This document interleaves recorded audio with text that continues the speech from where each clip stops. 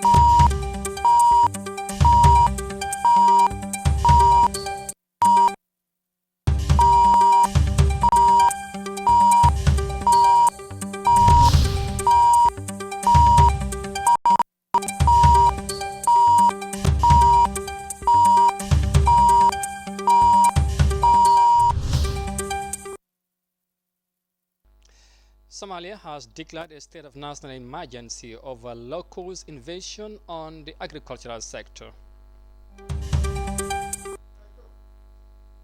Young women in Uganda are attending boxing classes as a matter of self-defense for them.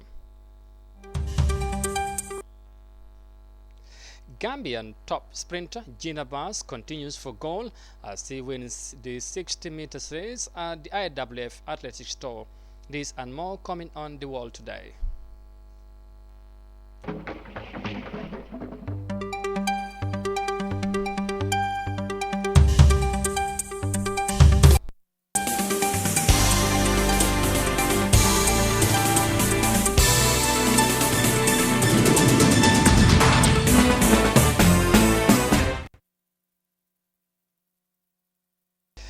Hello, this is iAfrica TV and it is 17:36 GMT here in our studios in Banjul, and you are watching The World Today.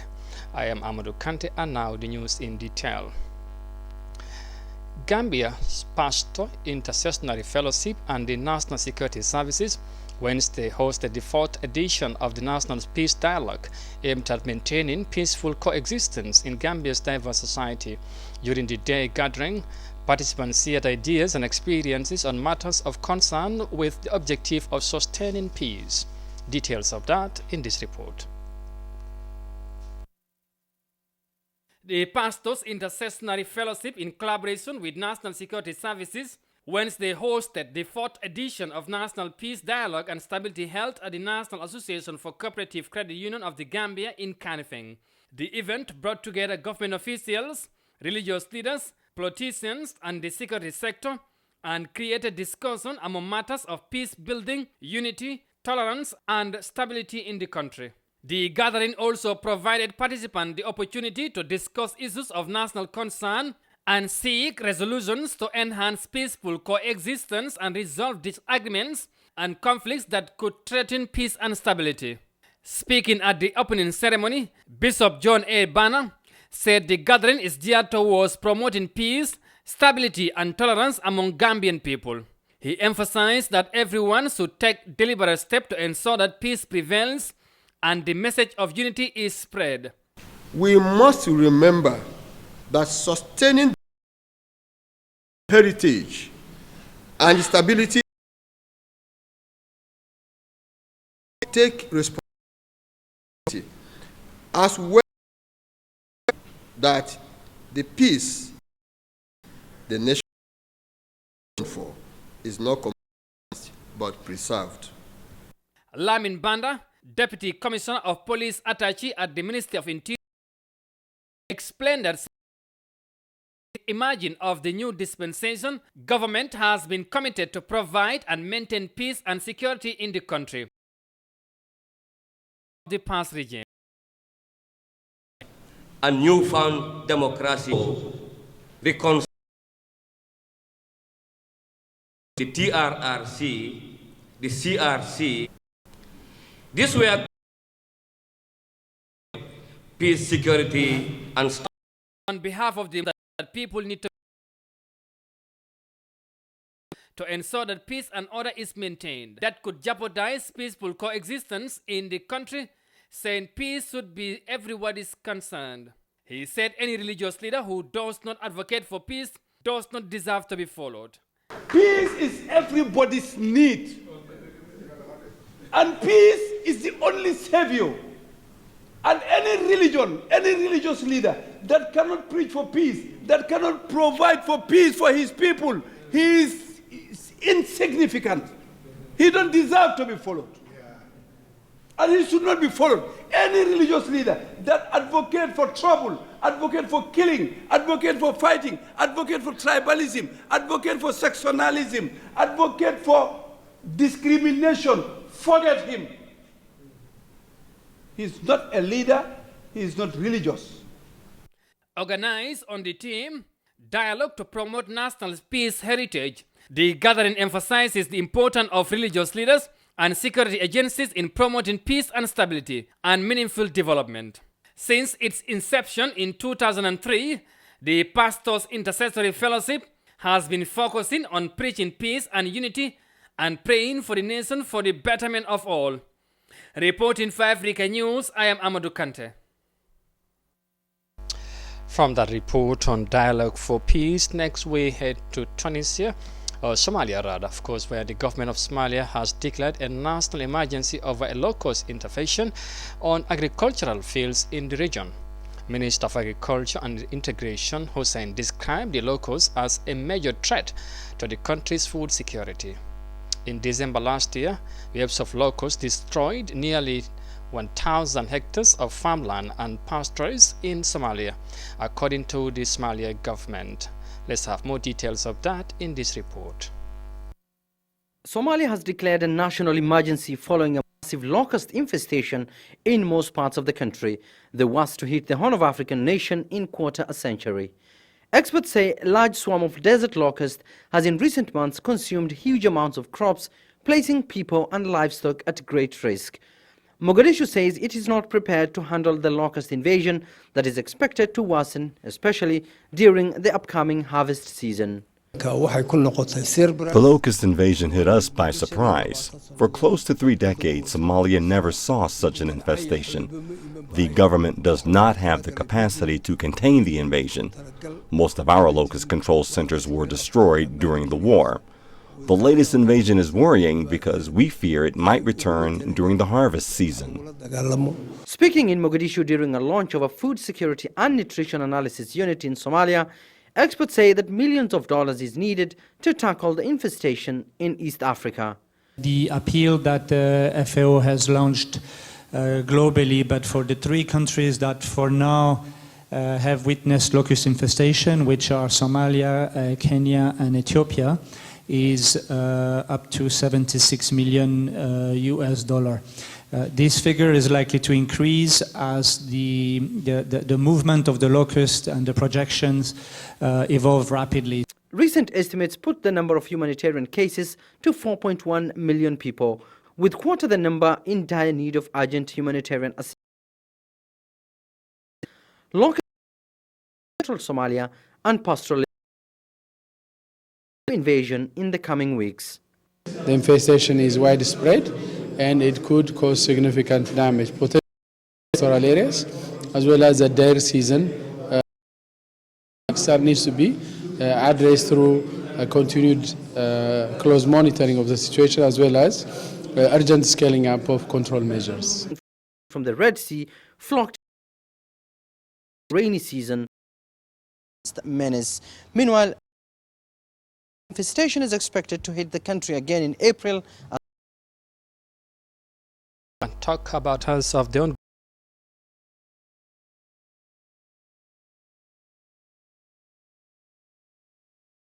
TRRC mission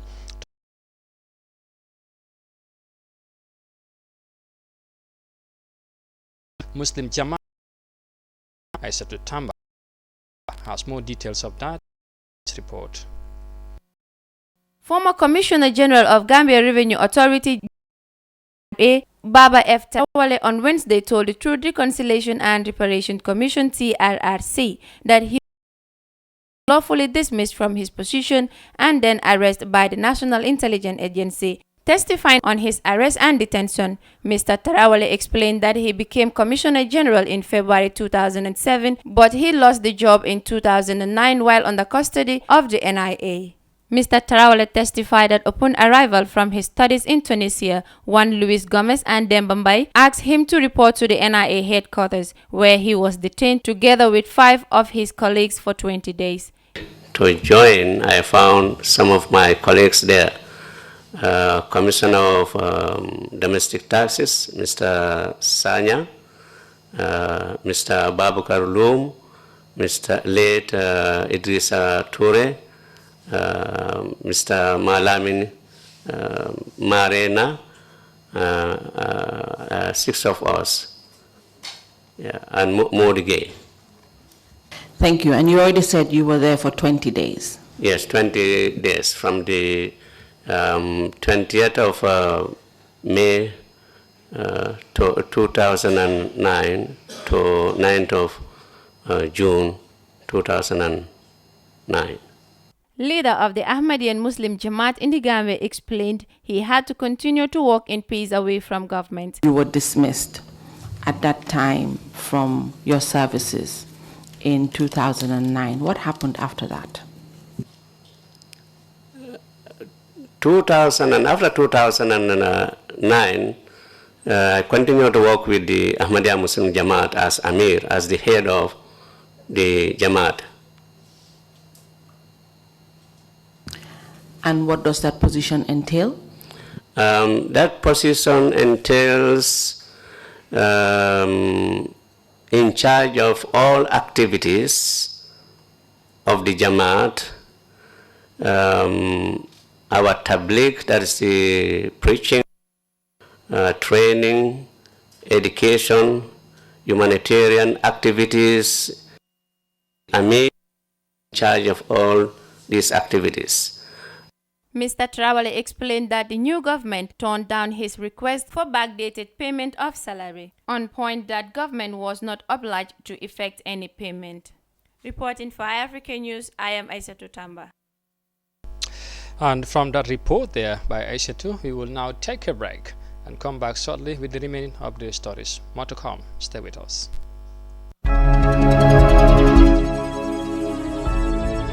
Hi, I'm Isahna, founder and owner of Her Apparel, a modest clothing brand. Tough Startup has been one of the best things that ever happened to my life, if not the best. My name is Modula Ahmed Fati, founder, farm manager, ML Poultry. Before Tough Startup 2018, this used to be my poultry house with about 200 chickens. And today, ML Poultry has just built a new farm with a production capacity of up to 4,000 chickens. I'm Ivo Lawrence Mendy. I am the CEO and the founder of Cameco. The Tough Startup, we're able to register the company in Ghana as a limited, let's Ride Africa Ghana Limited. I urge every single young entrepreneur out there to give it a try. It's a life-changing experience.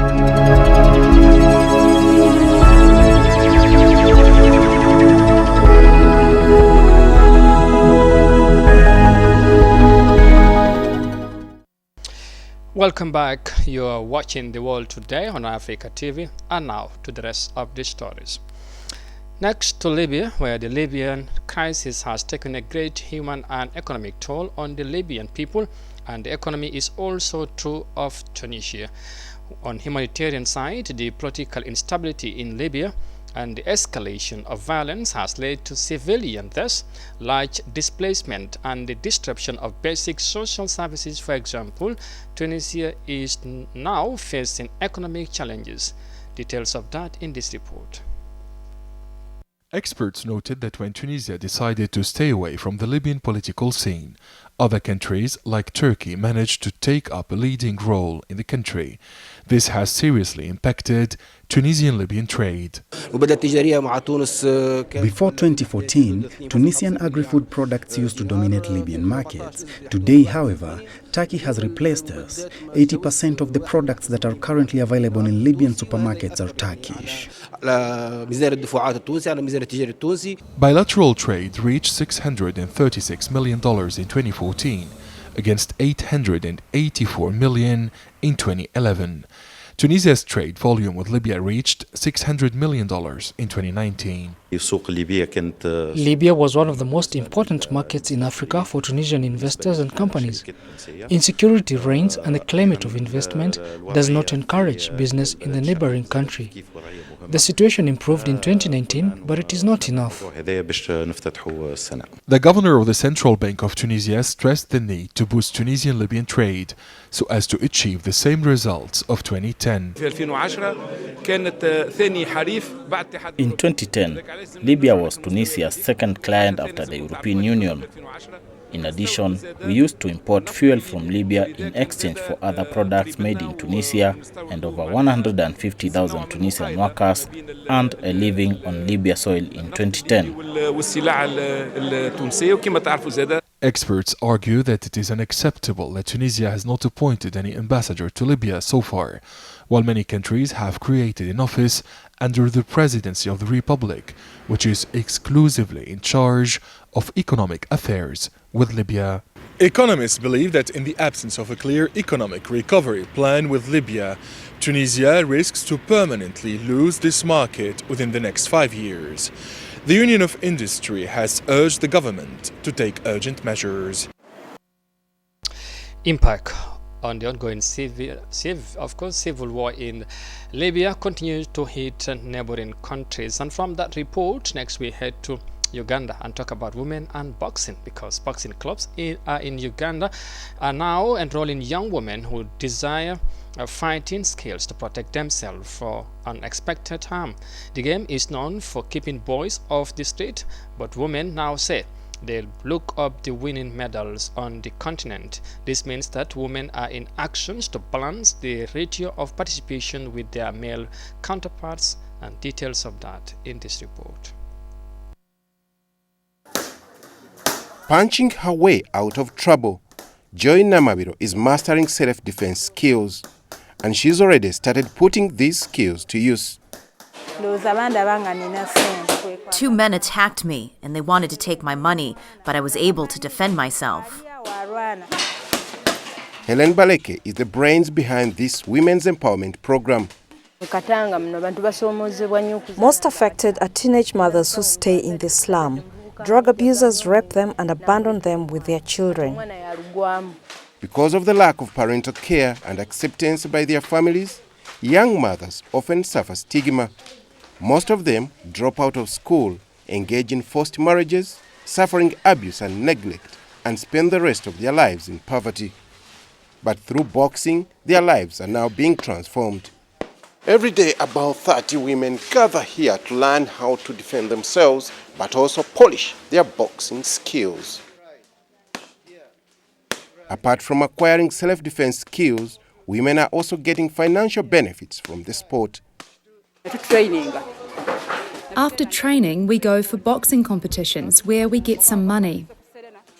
Besides boxing, they also do tailoring courses. They believe tailoring can help them get additional income. If we are not training here, we go for tailoring. We want to make sure that these women make some money to meet their basic needs. Boxing promoters believe these skills will help women like Joy Namabiro to defend and feed their families in the communities where they live.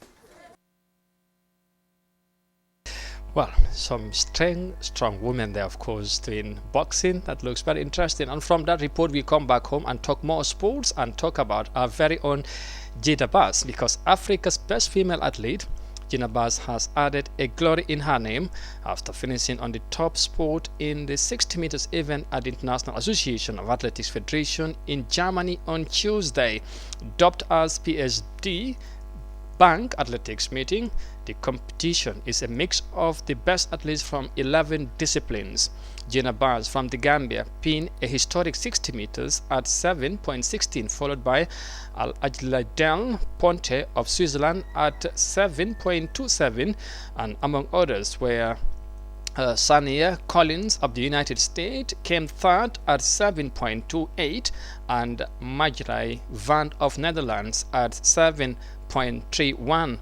In September, the Gambian sprinter won the gold medal for the 2020 meters at the African Games. Gina Bass is currently holding the 58th position global on the 100 meters and 15th best on the 200 meters worldwide. The World Athletic Indoor Tour is an annual series of indoor tracks and field meetings held since 2016.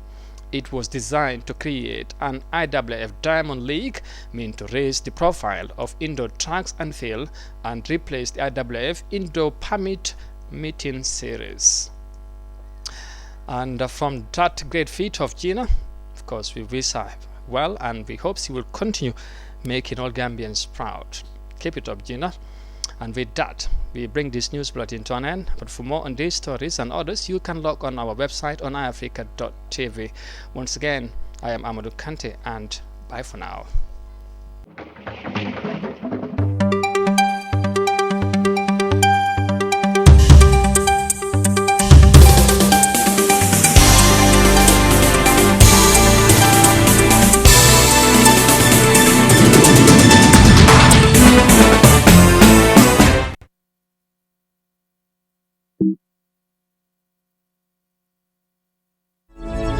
Hi, my name is Amisana, founder and owner of Her Apparel, a mother's clothing brand. Tough Startup has been one of the best things that ever happened to my life, if not the best. My name is Modulamen Fati, founder, farm manager, ML Poultry. Before Tough Startup 2018, this used to be my poultry house with about 200 chickens. And today, ML Poultry has just built a new farm with a production capacity of up to 4,000 chickens. I'm Ivo Lawrence Mendy. I am the CEO and the founder